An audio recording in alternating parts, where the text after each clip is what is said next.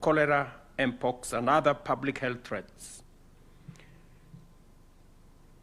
Their true value will not be measured not in numbers, but in mothers saved, babies supported, and communities strengthened. Yet maternal and newborn mortalities in Kenya remains unacceptably high. No woman should die while giving birth, and no baby should be lost to preventable causes. The Ministry of Health is under firm and strict instructions to deliver rapid, measurable reductions through real-time reporting of every case, timely clinical audits, and immediate corrective action at facilities and at county levels. I have agreed with the Ministry of Health team that, as I have said, the maternal and child mortality is unacceptably high. We cannot be losing upwards of 300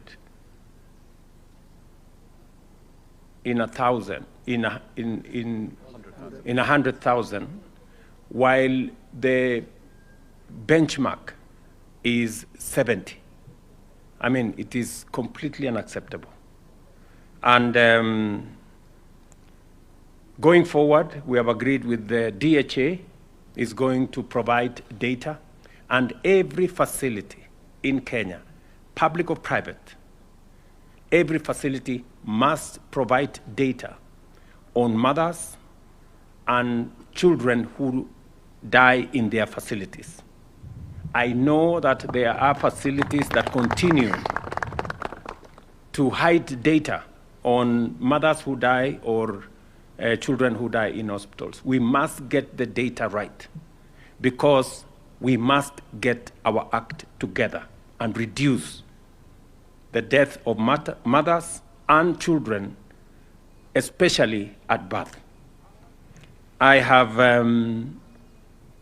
asked the ministry to conduct an RRI, and the Director General at the ministry has given us an undertaking that by March next year, we will have the correct data on what is our performance as a country, county by county, and then we can therefore be able to respond to this big challenge effectively. I was very embarrassed when I was confronted in New York by a good friend of Kenya who asked me, Mr. President, how is it acceptable in Kenya that upwards of 300 mothers and children die in our facilities? And it is something that has bothered me very much. I know I have discussed this extensively with many of the governors, especially in the counties that have the highest mortalities. And I'm happy that today we are providing facilities for the counties of Tana River, Garissa,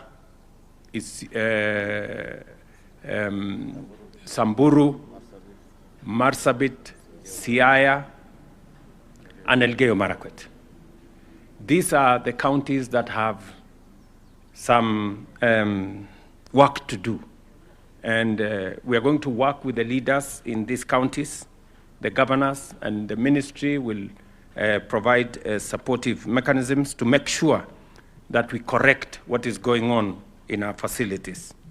We will intensify the every woman, every newborn, everywhere agenda by equipping frontline teams, securing essential commodities, and ensuring respectful, high-quality care at all levels. Because this is a continental challenge, I also call on the World Health Organization Regional Office for Africa and all partners to work with us to reverse these statistics and strengthen regional health security. Partnership is our greatest advantage, and together we must scale up what works faster.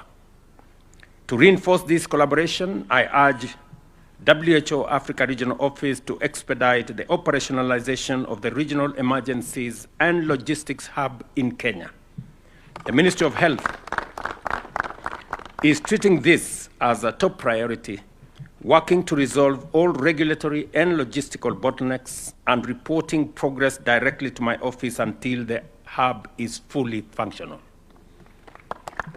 I take this opportunity to congratulate Professor Mohamed Yaqub Janabi on assuming the leadership of WHO Regional Office for Africa, and we look forward, Professor, to a strengthened and results-oriented partnership that delivers measurable gains for our country and for our region.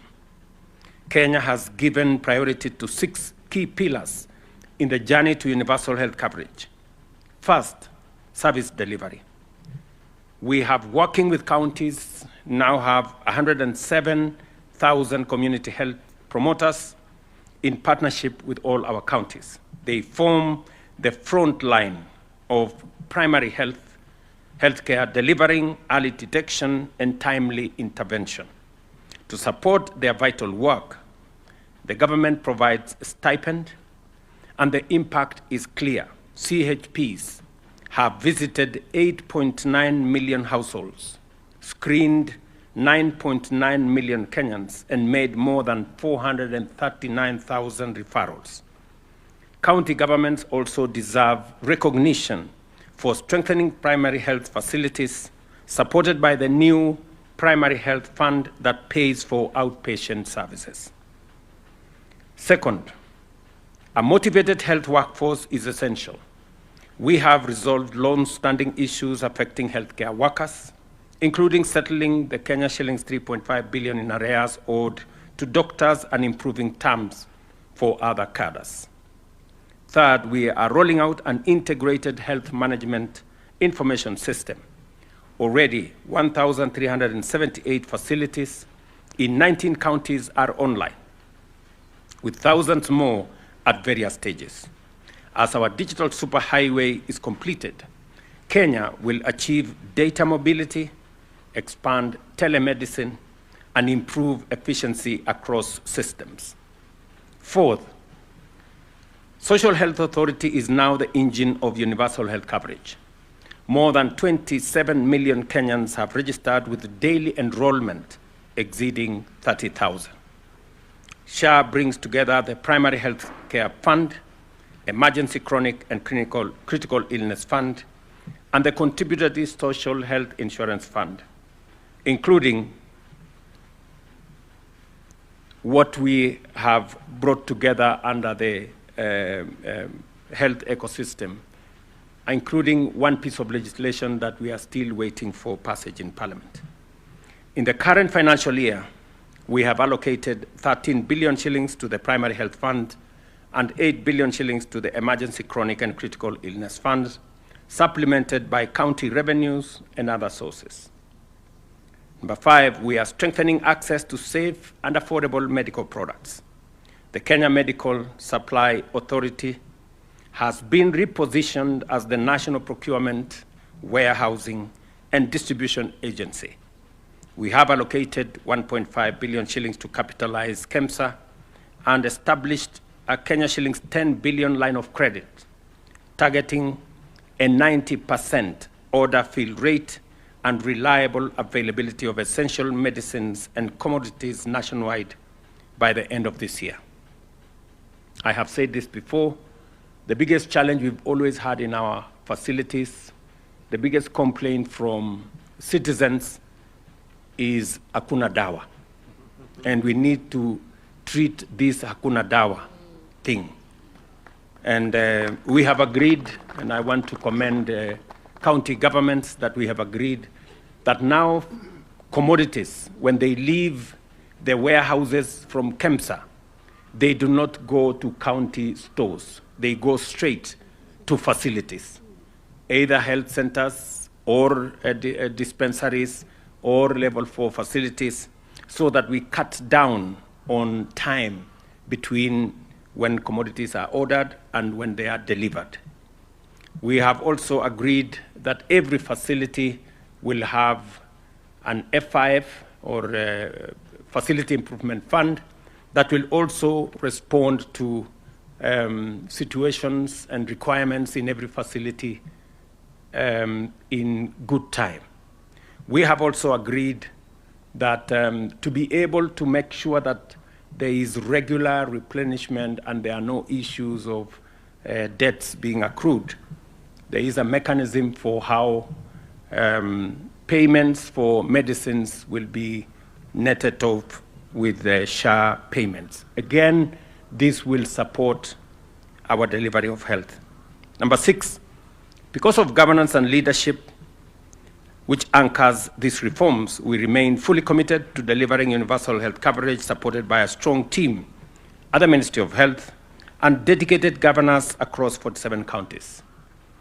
To solidify reforms, we enacted 4 transformative pieces of legislation, and I am very proud that this is giving us a very sound footing on how to deliver universal health.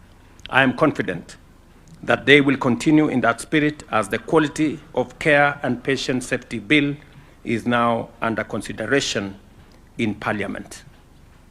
Universal health coverage is now a reality for most Kenyans than ever.